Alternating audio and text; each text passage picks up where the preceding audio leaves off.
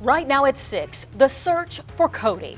A second day of looking anywhere and everywhere for a 4-year-old boy. And police say they are not giving up. Neither is the community. And that includes a lot of questions connected to the case for the boy's parents. Good evening, and thank you for joining us. We begin at 6 with time ticking in the search for Codi Bigsby. We're well into day 2 of this effort, and police say they'll go as long as they have to. Chopper 10 was back above the scene in Hampton, where search parties fanned out even further, not leaving anything out as they look for the 4-year-old. Codi was reported missing mid-morning yesterday. But now police are questioning the exact timeline of events into Codi's disappearance. They're also saying that the boy's parents are persons of interest in the case. We have 2 reports tonight, beginning with 10 on your side's Andy Fox in Hampton. Andy, you talked with family members today.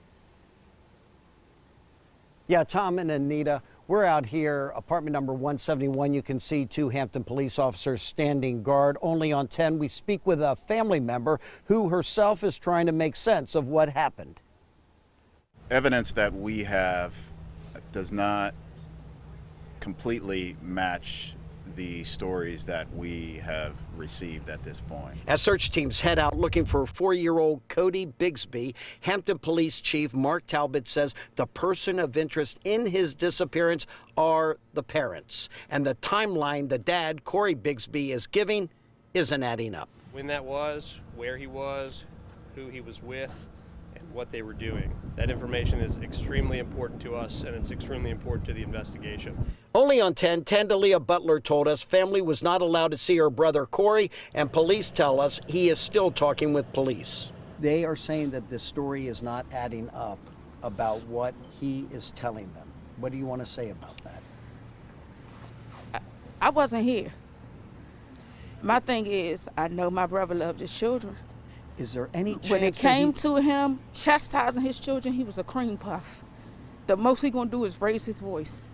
He didn't put his hands on his children. Is there any chance that he did bring harm to Codi? Not a chance. Not a chance. I don't believe it for a second. What if it comes out to be that he did? They're gonna have to prove it, because I know my brother. I know my brother, and I know that it's not true.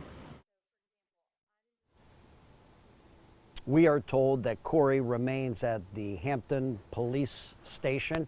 He is still talking with police officers. Everything and everyone trying to figure out exactly what happened. In Hampton, Andy Fox, 10 on your side. And that's why we are continuing our team coverage now. 10 on your side's John Dowding is live at the Hampton steam plant. And John, we have been through this story before in the Noah Tomlin story. Obviously, we're hoping for a different outcome this time around, but what are police saying about the investigation there?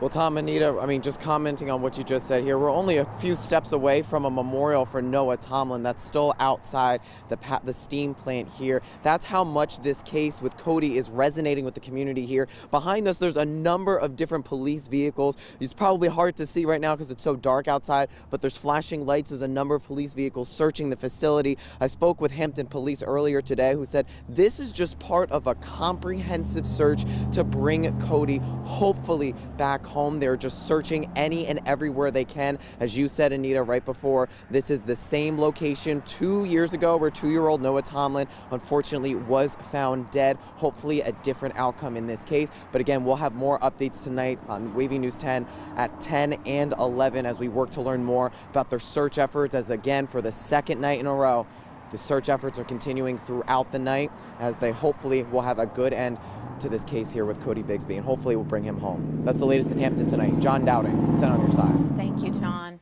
As that search goes on, 10 on your side is looking into the family of Codi Bigsby. And that includes court documents we found connected to the boy's father and how it could play into the investigation we have before us tonight. 10 on your side investigative reporter Julie Millet joins us with that side of the story. Julie. That's right. According to those court documents, there has been at least one domestic violence incident within the Bigsby family. Now, while digging into those documents today, our investigative team did learn that Codi Bigsby's dad, Codi Bigsby, had an assault complaint against him in 2018. Make no mistake about it, the information is here. We believe the information is here. Police said today they believe Codi Bigsby is close to his Hampton home, where he lived with his dad, Codi Bigsby. We will work as if he's out there waiting for us to find him. 10 on Your Side's investigative team uncovered court records detailing a past assault allegation against Codi's dad, Corey. Codi's mom filed the complaint in 2018. She told police that during a fight, Codi Bigsby threatened to kill her. She claimed when she went to defend herself, Bigsby bit and choked her. The charges were set aside. An official source says the reason is because the victim, Codi's mom, refused to cooperate and appear in court multiple times. On Tuesday, police were doing door-to-door searches and used dogs to search the woods near Codi's last known whereabouts. They are hoping help from the public can help them find the 4-year-old boy. We feel strongly that somebody listening can be helpful. We feel very strongly about that. And we did reach out by phone today to several of Codi's relatives, including his mother. Those calls were not immediately returned. Live in Hampton, I'm Julie Millet, 10 on Your Side. So many sides for detectives, the public, and the family to sift through tonight. Our coverage of the search for Codi Bigsby continues throughout the night. We'll have updates on air, online, and on your phone.